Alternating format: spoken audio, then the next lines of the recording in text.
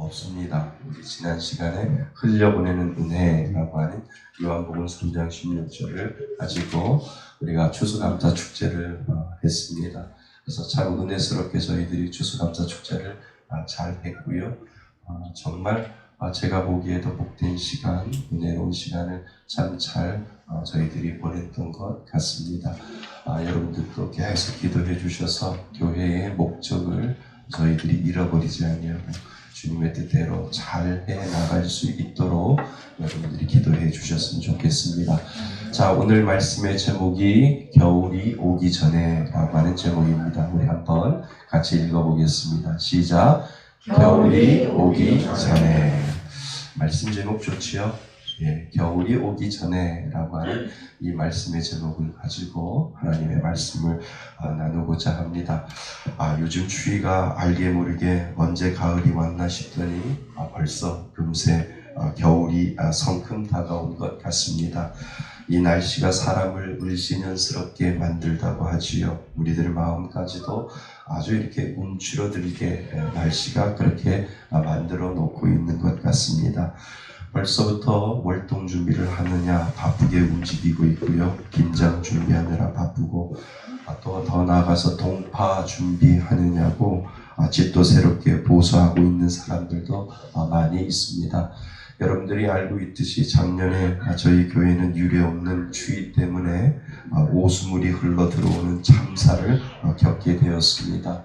올 겨울에는 어찌 되려나 하는 그러한 생각과 염려가 저희들 마음속에 있습니다. 여러분, 제가 이렇게 말씀드리는 이유는요, 겨울을 준비하라 라고 하는 것 아니겠습니까? 미리 준비하지 아니하면 어려움이 올 수 있다고 하는 것이고요. 그리고 미리 준비하지 아니하면 다시 회복할 수 없는 그러한 시간이 돌아올 수 있기 때문에 그렇습니다. 그래서 미리 겨울을 준비하는 사람들이 참 중요하지요.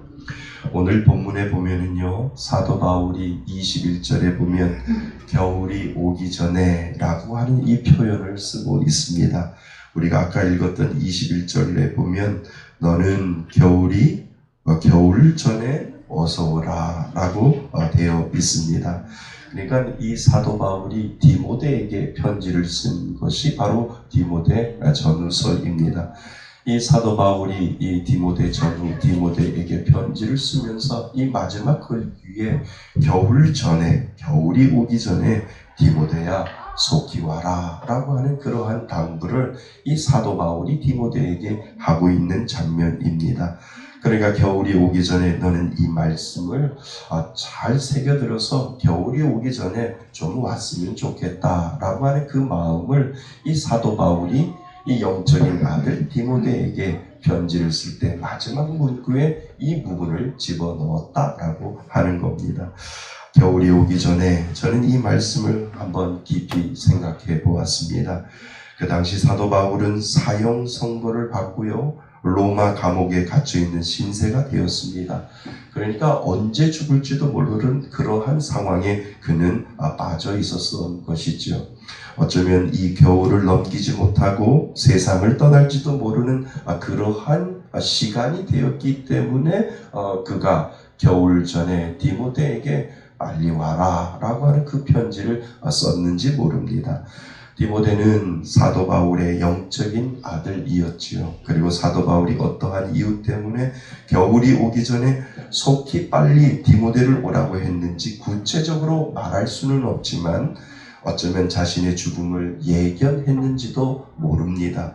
어쩌면 이 겨울이 지나기 전에 자신은 형장의 이슬로 쓸쓸하게 사라져버리는 그러한 인생이 되지 않을까라고 하는 그 마음속에 사랑하는 영적인 아들 디모데를 한 번 더 보고 싶다라고 하는 그 마음을 이 사도 바울이 이 편지에다가 썼던 것 같습니다. 오늘 말씀 속에서 사도 바울이 몇 가지 이유를 우리는 찾아볼 수 있습니다. 우리가 아까 읽어보지는 않았지만 13절 말씀을 같이 한번 봐볼까요? 13절 말씀을 우리 같이 한번 읽어보겠습니다. 13절입니다. 시작. 내가 올 때 내가 들어와 아버의 집에 있는 겉옷을 가지고 오고 또 새로운 뼈 특별히 가죽 종에 쓴 것을 가져오라. 아멘. 13절에 보니까 이 사도 바울이 디모데에게 너가 올 때 잊지 말고 가져올 것이 있는데 겉옷을 가지고 오라 라고 되어 있습니다. 그러니까 날씨가 추워지니까 갑자기 겉옷 생각이 나서 그랬는지 이 추운 겨울을 지내기 위해서는 이 사도 바울에게도 감옥에서 겨울 옷이 필요했었던 것 같습니다.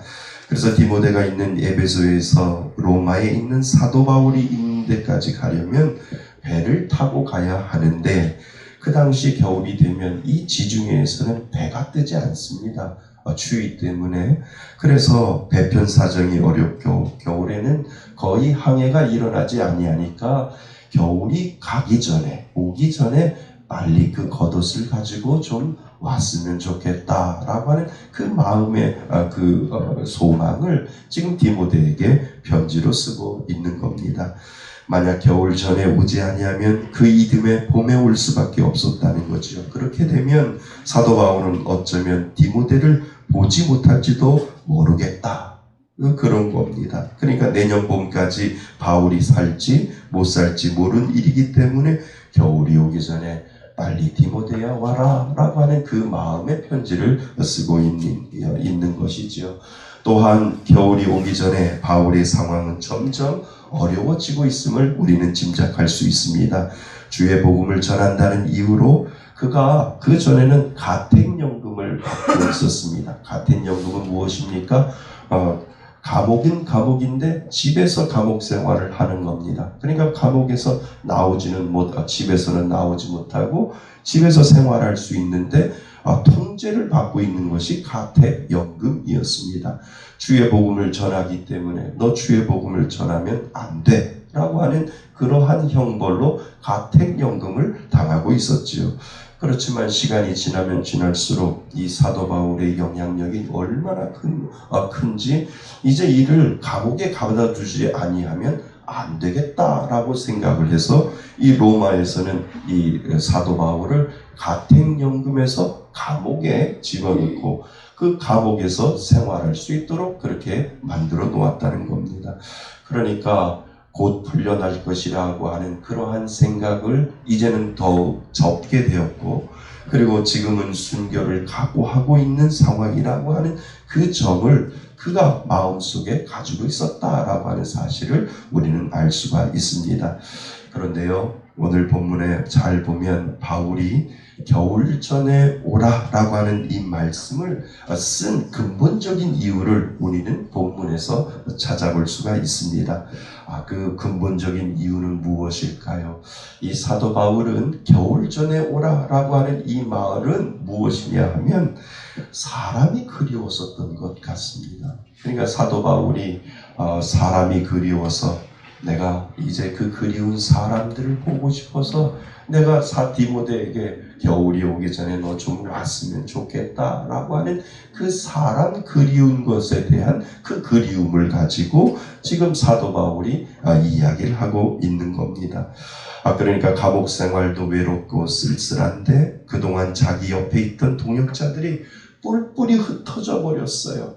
예수를 믿는다라고 하는 그 이유 때문에 고난을 당하고 고통을 당하니까 이 사도 바울에게 붙어있던 사람들까지도 사도 바울을 저버리고 그리고 사도 바울을 떠나가는 그러한 모습들을 보게 되지요. 그래서 우리가 아까 안 읽었지만 10절 말씀에 보면 10절 말씀을 우리 같이 한번 읽어볼까요? 10절 시작. 대만은 이 세상을 사랑하여 나를 버리고 세상을 위하여 바꾸고 내 생애는 갈라디아로 디도는 달마디아로 바꾸고. 그리고 11절요. 누가 나와 함께 있느니라. 내가 올 때에 마가를 데리고 오라. 그가 나의 일에 유익하리라. 아멘. 그러니까 다 떠났다는 거예요. 다 떠나고 누구만 남았다고요? 누가만 남았다라고 지금 되어 있는 겁니다. 그러니까 신앙을 따라 자신과 함께 동행했지만 끝까지 함께하지 못하고 그리고 고난이 오고 어려움이 오니까 그 신앙을 버리고 세상으로 다 흩어져 버렸다라고 지금 사도 바울이 이야기를 하고 있는 겁니다.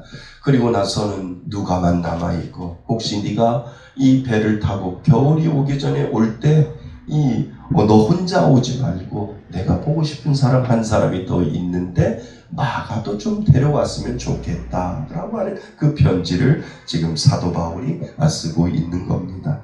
신앙을 따라 자신과 함께 동행했지만 끝까지 함께하지 못하고 고난이 오고 어려움이 오니 그 신앙을 버리고 세상으로 돌아간 자들을 생각하며 그동안 자신을 믿고 따라와 주었던 사람들이 그는 너무나도 그리웠던 그 모습을 오늘 본문에서 우리는 볼 수가 있습니다.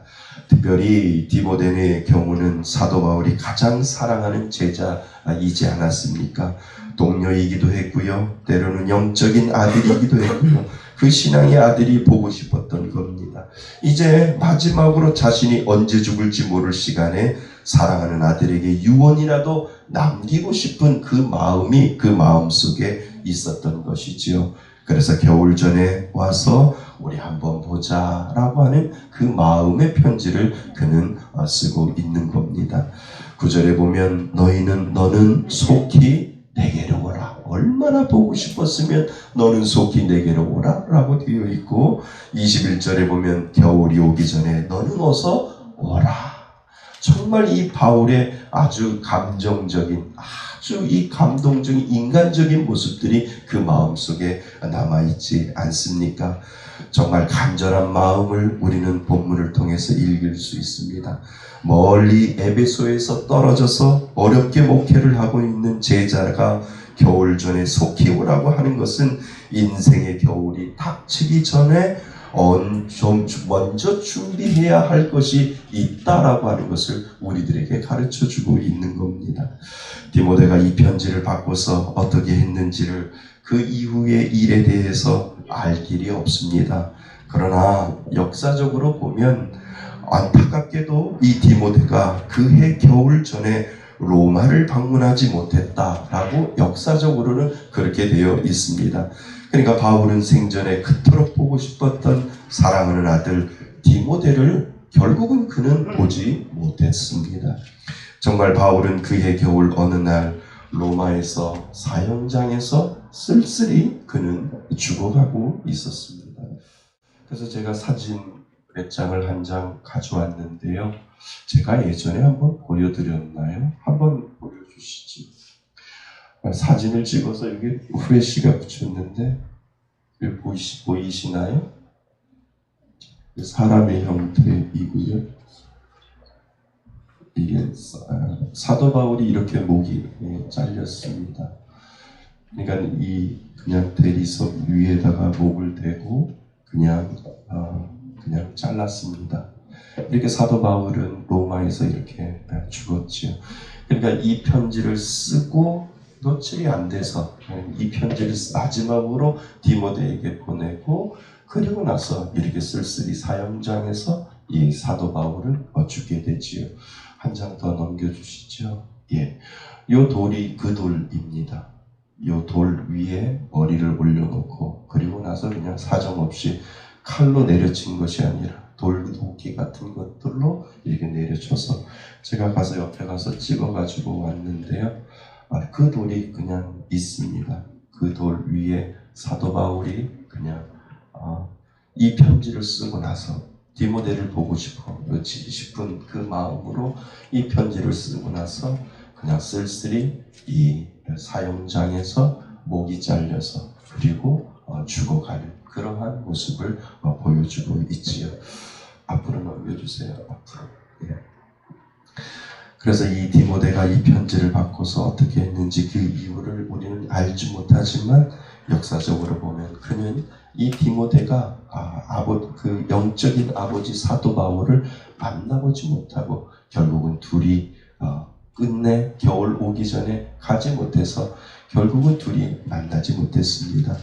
정말 바울은 그해 겨울 어느 날 정말 로마 로마의 사형장에서 죽게 되고 디모데는 그 겨울을 지나 봄에 로마를 찾아갔다라고 합니다.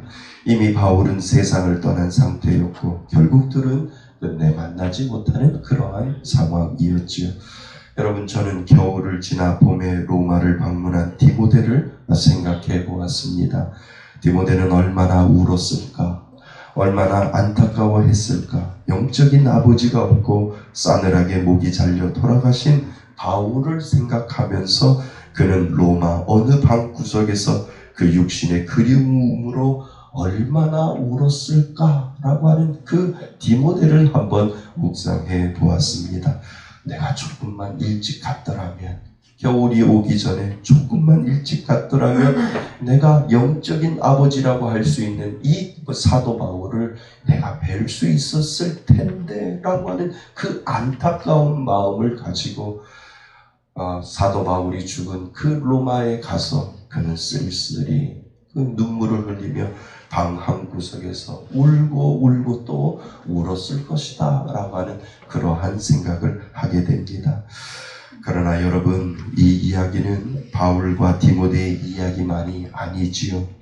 바로 우리들의 이야기일 수 있습니다. 우리들에게도 안타까운 시간이 올 수가 있다라고 하는 겁니다. 여기에서 우리들에게 겨울이 오기 전에, 인생의 겨울이 오기 전에 해야 할 일들을 분명히 하나님은, 성경은 우리들에게 설명을 하고 있지요. 여러분이나 저나 우리들에게 삶의 겨울이 분명히 올 것입니다. 이 겨울이 오기 전에 우선적으로 우리가 점검해야 하고 우리가 우리 자신을 다시 한번 되짚어 보아야 할 것이 분명히 있다라고 하는 것을 우리들에게 영적으로 지금 가르쳐주고 있지요. 여러분, 정말 중요한 것은요, 반복되어져야 하고요. 정말 중요한 것은 정기적으로 정말 점검해 보아야 합니다. 여러분, 제가 이렇게 말씀드리는 이유는 뭔지 아세요? 여러분은 정말 예수 믿습니까? 정말 구원받았다고 여러분들은 확신합니까? 이거는 중요하고도 아주 중요하기 때문에 반복되어져야 하고요. 계속해서 여러분들 마음속에 점검되어져야 합니다. 마치 겨울이 오기 전에 내가 너에게 속히 오라고 이야기했던 것처럼 이 겨울 오기 전에 나는 정말 예수 믿는 사람인가? 나는 정말 교회만 다니는 사람이 아니라 나는 정말 예수 믿는 사람인가? 라고 하는 이 사실을 다시 한번 십자가 앞에, 하나님 앞에 내 자신을 내려놓고, 하나님, 정말 내 자신을 하나님 앞에 내려놓고 나는 정말 믿는 사람입니까? 라고 하는 이 물음의 질문을 하나님 앞에 물어보고 하나님 앞에 질문해서 정말 내 안에 나는 여전히 세상이 무너지고 세상이 정말 없어진다 할지라도 나는 여전히 내 안에 하나님이 계심을 나는 믿어 라고 하는 이 믿음의 고백을 하는 자에게 하나님은 분명히 여러분들에게 구원의 은혜를 주시는 줄 믿습니다. 가장 중요하고도 가장 귀중한 일이기에 바로 이 복음 선포가 얼마나 중요한지 모릅니다. 그러니까 구원이라는 것이지요. 그래서 교회가 불쌍한 사람들을 도와주고 어려운 사람들을 도와주는 것이 목적이 아니라 그것을 통해 구원받는 영혼들이 더 많아지게 하는 것이 교회의 진정한 목적이지요. 그러니까 교회가 은혜를 흘려보내고 사랑을 흘려보내고 교회에 많은 것들을 흘려보내도 그것이 목적이라는 것이 아닙니다. 그 흘려보낸 것을 통하여 영혼들이 구원받을 수 있다면, 구원받는 영혼들이 더 많아질 수 있다면 그것에 교회의 존재 목적이 바로 거기에 있다는 겁니다. 여러분, 제가 목사로서 여러분들에게 정말 잘하지 않습니까? 안 해요? 정말 잘해주려고 하지 않아요? 여러분 앞에서 얼마나 제가 그냥 잘합니까? 잘해주려고 노력하잖아요. 싫은 소리 잘 안 하고 나쁜 소리 잘 안 하고 어떻게 하면 잘해주려고 제가 그렇게 노력을 합니까? 그 이유가 뭔지 아세요? 하나밖에 없어요. 전국까지 같이 데려가려고 하는 그거 하나밖에 없어요. 전국만 간다면 내가 간을 빼서라도 내가 잘 해드려야지.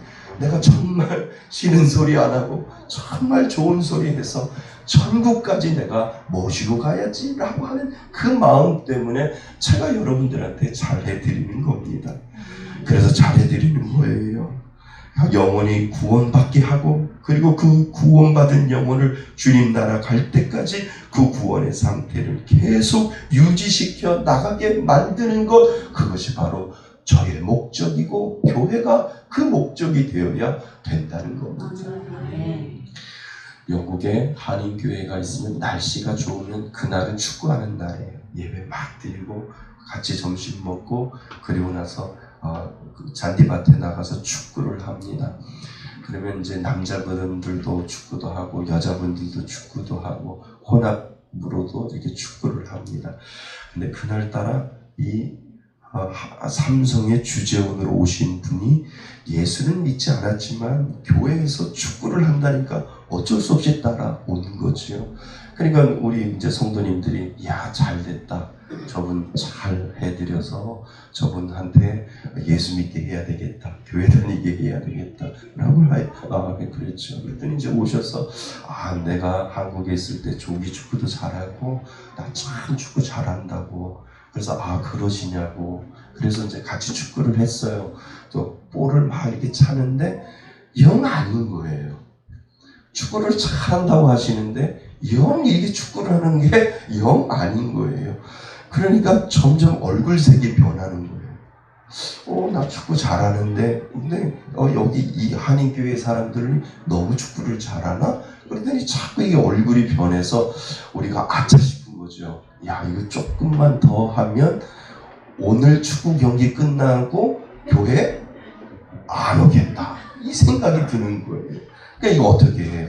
그래가지고 이제 성도님들끼리 눈치를 쓱쓱 해가지고 했냐면 그 다음부터 볼을 그 앞에 갖다 드린 거예요.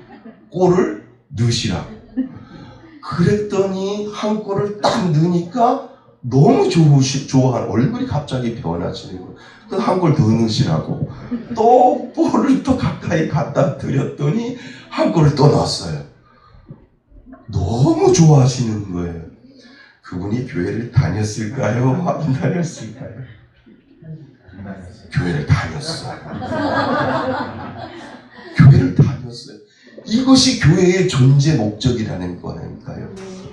그러니까 어떻게든지 교회만 데리고 교회만 나올 수 있다면, 그리고 예수만 믿을 수 있다면 그 발 앞에다 볼을 갖다 줘서 골을 넣을 수 있게만 만들어줘서 예수만 믿을 수 있게 된다면 그것이 교회가 해야 될 일이다라고 하는 겁니다. 교회는 이런 곳이 되어야 될 줄 믿습니다. 구원받을 수만 있다면 최선을 다하는 것이 교회고, 구원받을 수 있는 영혼들이 날마다 늘어날 수 있다면 그것이 바로 교회가 해야 될 일인 줄 믿습니다. 겨울이 오기 전에 우리는 다시 한번 나의 구원을 되돌아보아야 합니다. 나는 정말 예수 믿는 사람인가? 나는 교회만 다니는 사람인가?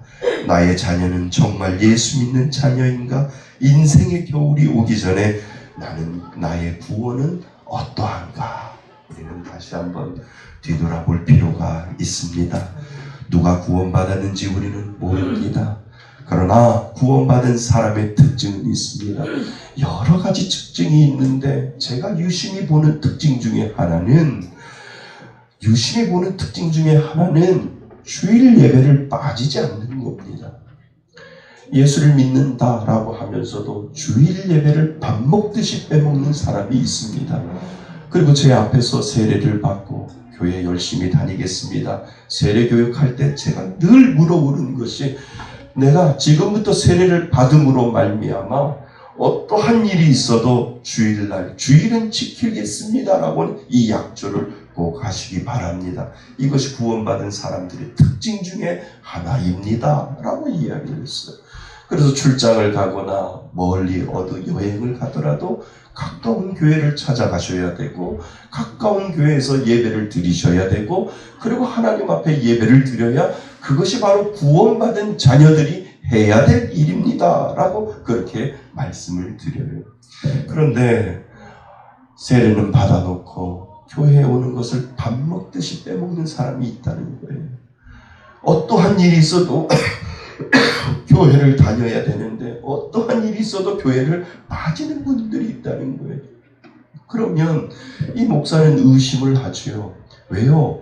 교회를 다니면 내가 하나님이 나의 주인이시요 하나님이 나의 모든 것의 주관자이시요 하나님이 나의 모든 것의 주인임을 고백하는 그 장소가 바로 예배의 장소인데 그 장소를 빼먹고 그 장소를 하나님 앞에 내려놓지 못하고 내 장소로 빼어놓고 내 시간으로 만들어 놓았다라고 한다면 그것은 다시 한번 뒤돌아보아야 되지 않겠습니까? 그래서 저는 구원받은 사람들의 특징 중에 가장 중요한 것은 무슨 일이 있어도 주일 예배를 빼먹지 않는 그 사람이 바로 구원받은 사람이고 주님의 사람이다라고 하는 것을 저는 나름대로 평가를 하게 됩니다. 그 반대로 주일을 밥 먹듯이 빼먹는 분들요, 가만히 생각해 봅니다. 정말 그 안에 구원받은 은혜가 있는가를 다시 한번 생각하게 되지요. 사랑하는 성도 여러분, 여러분들 예수 믿습니까? 아멘. 이 겨울이 오기 전에 다시 한번 여러분들을 점검하시길 바랍니다. 그리고 여러분들 주위의 사람들 점검하시기 바랍니다. 특별히 내 자녀들 점검하시기 바랍니다. 정말 안타까울 때가 올 때가 있습니다. 그때를 놓치지 말고 정말 하나님, 정말 나는 구원받은 자녀 맞습니다. 하나님, 내가 지금 죽어도 천국 갈 수 있는 믿음 있습니다. 하나님, 내 자녀도 그 믿음 있습니다. 라고 하는 이 믿음의 고백을 할 수 있는 사람, 그 사람이 바로 겨울 오기 전에 영적인 월동 준비를 이미 끝내신 사람인 줄 믿습니다. 그래서 오늘 디모데와 사도 바울이 이 오늘 말씀처럼 겨울이 오기 전에 라고 하는 이 말씀을 오늘 마음에 새겨서 늘 여러분들의 영적인 월동 준비는 어떻게 되고 있는지를 다시 한번 기억하실 수 있기를 바랍니다. 하나님 앞에 온전히 겨울이 오기 전에 온전히 하나님을 붙들 수 있기를 바랍니다. 이것이 인생의 가장 큰 복이 되는 줄 믿습니다. 그 은혜로 살아가시는 저와 여러분이 되시기를 주님의 이름으로 축원드립니다.